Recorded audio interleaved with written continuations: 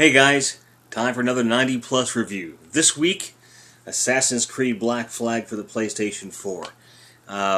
This was one of the games that I bought when I bought my PlayStation 4 at launch. Originally I had pre-ordered Watch Dogs, and like many of you, I'm sure, when that game got delayed I was pretty distraught. I never had any interest in this game, or this series for that matter. It just seemed like one of those ones where I was like, I play Splinter Cell avidly. I don't need another stealth game when I have ones that do it relatively right. Huge fan of like Deus Ex and that. So, usually people were like, "What? How could you never have played Assassin's Creed?" I'm just like, I don't care. It just never got on my radar for whatever reason. So when Watch Dogs had been delayed, and the speculation was that it was delayed so that the sales for this game would go up, I played right into their hands and went ahead and ordered it. And I'd be lying if I said I didn't think this was a good game. My cats are being testy with one another. Fun. But ultimately, I think this was a well-done game. There are some missteps. I think longtime players of the game have noted that it's been nerfed a little bit when it comes to controls, and I can definitely see that because about halfway through the game I'd be doing something and he'd be trying to do something other than what I wanted, especially when it comes to climbing and things like that.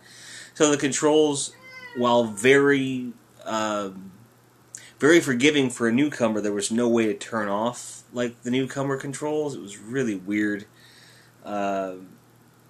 I thought I was really going to hate the piratey aspects of stuff because I think pirates are the most overrated piece of pop culture going right now. Ninjas will never be overrated, although they kind of had their heyday in the 80s. Pirates, for some reason, just don't appeal to me at all.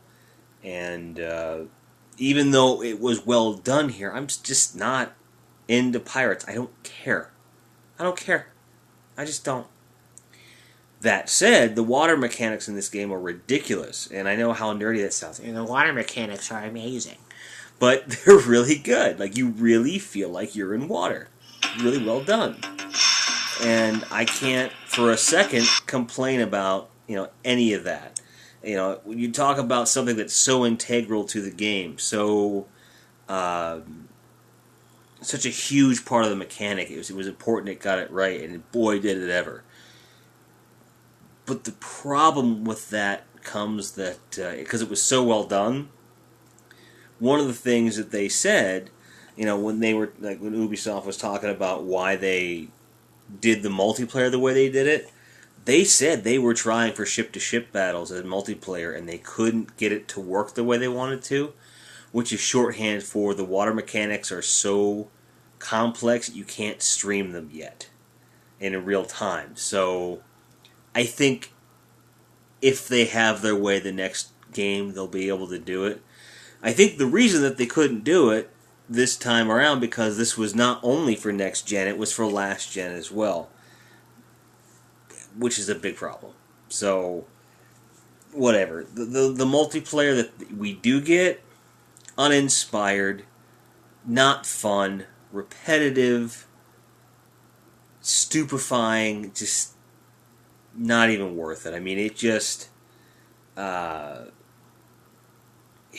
there are some games, you play the campaign and you're so stoked on the campaign, you're like, I just finished the story, I want to play more.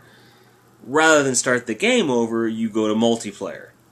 Now, in a game like The Last of Us, where the multiplayer is a direct gameplay lift from the single player, but puts it in a different framework that keeps the mechanics working well, this is the exact opposite. You don't really have much of the same mechanics to it. Everything feels rushed and hackneyed. It's just not that much fun.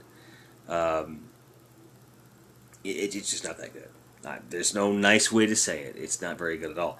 But the campaign itself, even if you only focus on the main missions, which is what I ended up doing most of the time, it takes a very, very long time to complete.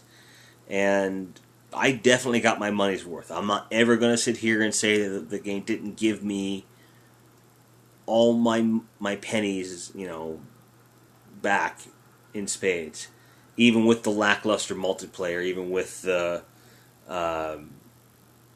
just the fact I don't like pirates and all this stuff. The game definitely gave me a lot of gameplay for my buck.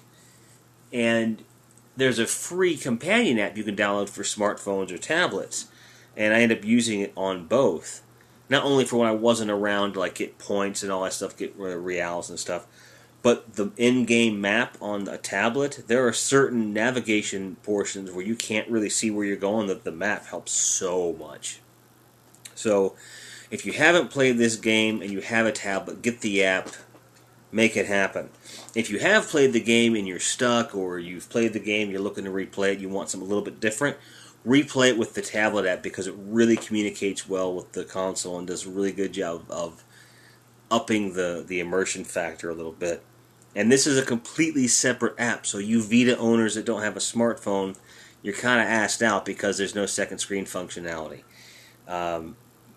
And while I'm on the subject, I think that a lot of the second screen functionality that we're seeing on the Vita and smartphones and so forth are really just for games that needed a second interface that didn't require an entire app. I do think we're going to be seeing more and more dedicated applications to interface with games as time goes on, just by virtue of they're able to do more with it, and that can be either good or bad depending on how you look at it. But in the case of Assassin's Creed Black Flag, that companion app is really well done. Excuse me, that companion app. No, it's really good. A lot of fun. And, like I said, I had fun with it. It was a fun game. So, you're talking about something that when I first got it, it was the third game that I tried. Almost begrudgingly, I must add. Because I had bought Battlefield 4, Need for Speed Rivals, and this on launch day. And I was most excited for Battlefield and Need for Speed, because Drive Club had also been delayed. And because originally the idea was get Watch Dogs, get Battlefield 4, Drive Club would have been free, and then I was probably going to get either Killzone or Knack. I probably would have ended up with Knack for the 3 games at that point. So I had kind of a wider array of stuff, but it didn't work out that way. So I'd played Battlefield, I'd played Need for Speed at length, and then certainly some of the free-to-play games, but Assassin's Creed, I'm like, alright, I'm going to hunker down and give this a try. And I played it for a day, maybe 2, and then I put it down for a month. And I didn't pick it up again until middle of December when I'd kind of grown tired of everything else I'd been playing. And then just pushed through the campaign and, again, got plenty of time and solid money's worth out of it. But it's not something that it didn't make a bona fide Assassin's Creed fan out of me. Didn't make me swear off the series. It's just kind of there. So maybe I'm just not that guy. And that being the case, it should come as no surprise to you that I'm rating this a 7 out of 10.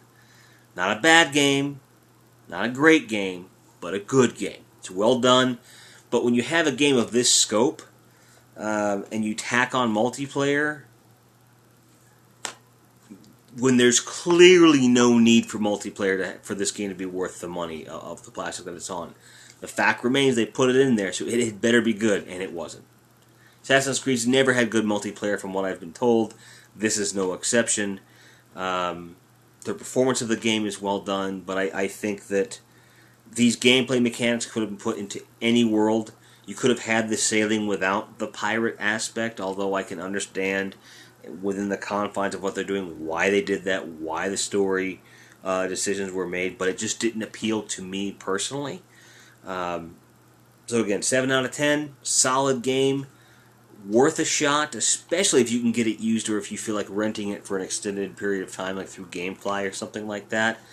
But I do not recommend buying this at full price and just having it sit on yourself, because I beat it in mid-December and I have not opened it since. I just haven't touched the damn thing. So there's an extremely high possibility this puppy's getting traded in. I have Thief on pre-order, and after seeing some reviews, it looks like that may be a similar thing for me, where the game is quite good, but a little repetitive. But if I do opt to go ahead and pick it up, I'll probably be trading this in to snag it. And because I'm one of these OCD completists, I'll probably repurchase it at a later date when it's cheaper, just so it can go on the shelf. That's just how my mind works. I don't know why I can't part with games. It's a sickness. So there you go, 90 plus review. And since to continue in the tradition of these reviews, Wednesday is going to be an indie title of some kind, whether it be an indie title as far as it not being, quote, AAA or digital only, something along those lines. So I think what I'm going to review this time out is going to be Blacklight Retribution. So we'll see you guys Wednesday for my review of Blacklight Retribution.